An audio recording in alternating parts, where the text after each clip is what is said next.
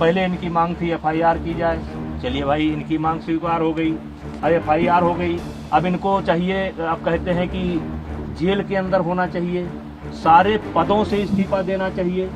तो ये जो मेरे पास, मैं लोकसभा का सदस्य हूँ, ये पद मुझे दिनेश फोगाट की कृपा से नहीं मिला है, हमारे क्षेत्र की जनता ने मुझे दे रखा है। और एक बार नहीं, 6 बार दे रखा है। 6 बार मुझको दिया, मेरी पत्नी को दिया, और उनको वो उनकी कृपा पर नहीं है। और कुश्ती संघ का अध्यक्ष पद भी उनकी कृपा पर नहीं है। मैं चुनाव लड़कर के जीता हूँ। और आपके माध्यम से आप सवाल पूछेंगे तो मैं कहना चाहता हूँ, एक ही परिवार और एक ही अखाड़ा क्यों? हरियाणा के अन्य खिलाड़ी क्यों नहीं? हिमाचल के, महाराष्ट्र के, मध्य प्रदेश के, केरला के, कर्नाटका के, तमिलनाडु के, बंगाल के, आसाम के, देश के अन्य प्रांतों के खिलाड़ी क्यों नहीं? 12 साल से लगातार इनके साथ यौन उत्पीड़न होता है। केवल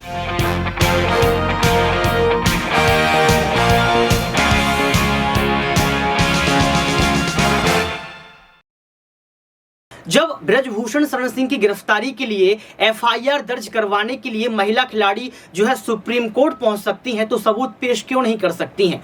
सवाल ये किया जा रहा है कि अगर महिला पहलवान खिलाड़ियों के पास तमाम सबूत हैं, अगर ऑडियो वीडियो हैं, तो उनको सुप्रीम कोर्ट में क्यों पेश नहीं किया जा रहा है? आखिर क्यों इस प्रोटेस्ट को इतना बड़ा किया जा रहा है? नमस्कार, आपके साथ मैं हूं ऋतिक सविता। स्वागत है आपका नेक्स्ट 9 स्पोर्ट्स में। दर्शकों, आपको बता दें कि यहां पर महिला खिलाड़ियों के समर्थन में पूरा देश उमड़ चुका है, यानी कि लगभग लोग जो है महिला खिलाड़ियों के समर्थन में है। जबकि आपको बता दें कि यहां पर शक्ति प्रदर्शन के लिए जो है ब्रजभूषण शरण सिंह जो है अयोध्या पहुंच रहे हैं। अयोध्या में शक्ति प्रदर्शन करेंगे और ये बता देंगे कि आखिर क्यों खेल को बदनाम किया जा रहा है। लेकिन खेल की बदनामी तो तभी होती है जब कुछ इस तरीके का काम किया जाता है। जबकि बीजेपी सरकार इस बात को स्वीकार नहीं कर रही है कि ब्रजभूषण शरण सिंह ने कुछ गलती की है। आप खुद ही सुनिए कि आखिर किस तरीके से सबूतों की बात ब्रजभूषण शरण सिंह करते हुए नजर आ रहे हैं। पहले इनकी मांग थी एफआईआर की जाए, चलिए भाई इनकी मांग स्वीकार हो गई, अब एफआईआर हो गई। अब इनको चाहिए, अब कहते हैं कि जेल के अंदर होना चाहिए, सारे पदों से इस्तीफा देना चाहिए। तो ये जो मेरे पास, मैं लोकसभा का सदस्य हूँ, ये पद मुझे दिनेश फोगाट की कृपा से नहीं मिला है, हमारे क्षेत्र की जनता ने मुझे दे रखा है। और एक बार नहीं, 6 बार दे रखा है। 6 बार मुझको दिया, मेरी पत्नी को दिया, और उनको वो उनकी कृपा पर नहीं है। और कुश्ती संघ का अध्यक्ष पद भी उनकी कृपा पर नहीं है। मैं चुनाव लड़कर के जीता हूँ। अब आपके माध्यम से आप सवाल पूछेंगे तो मैं कहना चाहता हूँ, एक ही परिवार और एक ही अखाड़ा क्यों? हरियाणा के अन्य खिलाड़ी क्यों नहीं? हिमाचल के, महाराष्ट्र के, मध्य प्रदेश के, केरला के, कर्नाटका के, तमिलनाडु के, बंगाल के, आसाम के, देश के अन्य प्रांतों के खिलाड़ी क्यों नहीं? 12 साल से लगातार इनके साथ यौन उत्पीड़न होता है। केवल इनके साथ, वो यौन उत्पीड़न देश के अन्य खिलाड़ियों के साथ क्यों नहीं होता है? केवल एक ही अखाड़ा और एक ही फैमिली, एक अखाड़ा एक फैमिली। बाकी हरियाणा का 90% खिलाड़ी और 90% गार्जियन ब्रजभूषण सिंह के साथ है। क्योंकि मैंने काम किया है, मैंने खेल को जहां तक सेवा दे सकता है ईमानदारी से सेवा दिया है। और इसीलिए आज देश का एक, जबकि इन्होंने कोई कसर नहीं छोड़ी है, इन्होंने कोई कसर नहीं छोड़ी है कि कोई निकल करके आ जाए। लेकिन एक सवाल मैं मीडिया के माध्यम से, आपके माध्यम से रखना चाहता हूं कि 12 साल से इनके साथ ही हो रहा है, एक अखाड़ा एक फैमिली। और इस 12 साल में भी एक बार भी ये शिकायत लेकर के ना तो खेल मंत्रालय में गए हैं, ना किसी पुलिस स्टेशन पर गए हैं, ना कभी फेडरेशन में आए हैं। और यही खिलाड़ी आंदोलन के 15 दिन तक पहले इनकी वीडियो सुन लिया जाए, इनका ऑडियो सुन लिया जाए, और ये जो है हमारी तारीफ करते थे। ये जो खिलाड़ी आज धरने पर बैठे हैं, ये अपने शादी में मुझे क्यों बुलाते थे? फिर जोड़े में होकर के मेरा फोटो क्यों लेते थे? मेरा आशीर्वाद क्यों लेते थे? लेकिन मैं एक संवैधानिक पद पर हूँ, मेरी एक बोलने की मर्यादा है, उस मर्यादा के तहत मैं बोल रहा हूँ।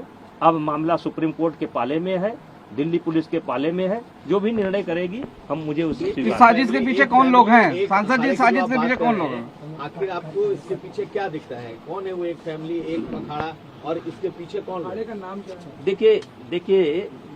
देखिए मैं शुरू से कह रहा हूँ कि इसमें एक उद्योगपति का हाथ है, कांग्रेस का हाथ है।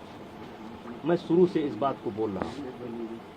एक उद्योगपति, मैंने नाम नहीं बोला है कौन सा उद्योगपति, देश के कुछ उद्योगपतियों का इसमें हाथ है जिनको मुझसे कष्ट है, और कांग्रेस का हाथ है।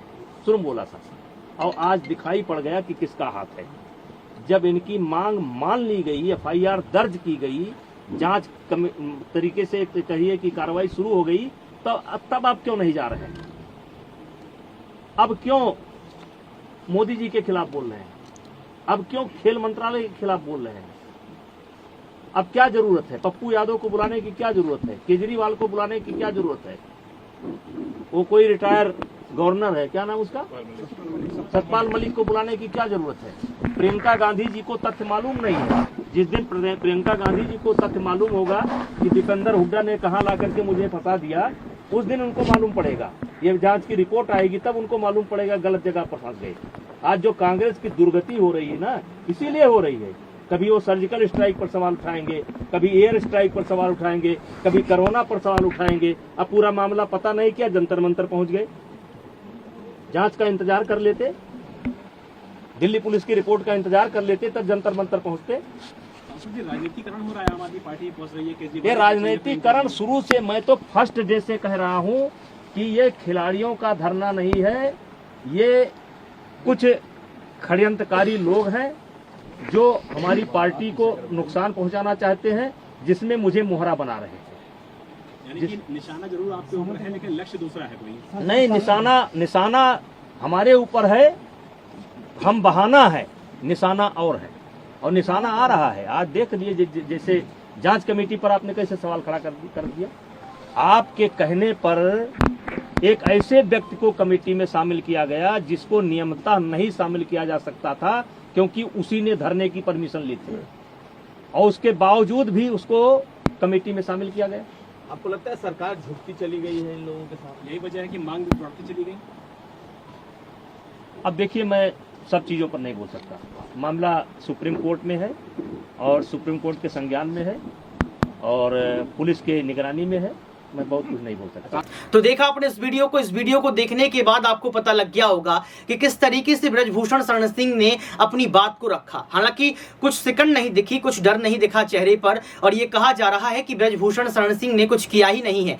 तबकि ब्रजभूषण शरण सिंह ने ये बात भी कह दी है कि अगर आला कमान यानी कि देश के प्रधानमंत्री नरेंद्र मोदी, या फिर यहाँ पर अमित शाह की बात कर लो, जेपी नड्डा की बात कर लो, अगर ये तीनों लोग आदेश देते हैं इस्तीफा देने के लिए, तो ब्रजभूषण शरण सिंह इस्तीफा सौंप देंगे। जबकि आला कमान ने अभी तक कोई चुप्पी नहीं तोड़ी है। लेकिन दर्शकों, मैं आपसे जानना चाहता हूं कि ब्रजभूषण शरण सिंह की बात से आप कितना सहमत हैं, कमेंट बॉक्स में आप जरूर बताएं। आज के लिए सिर्फ इतना ही। देखते रहिए नेक्स्ट 9 स्पोर्ट्स।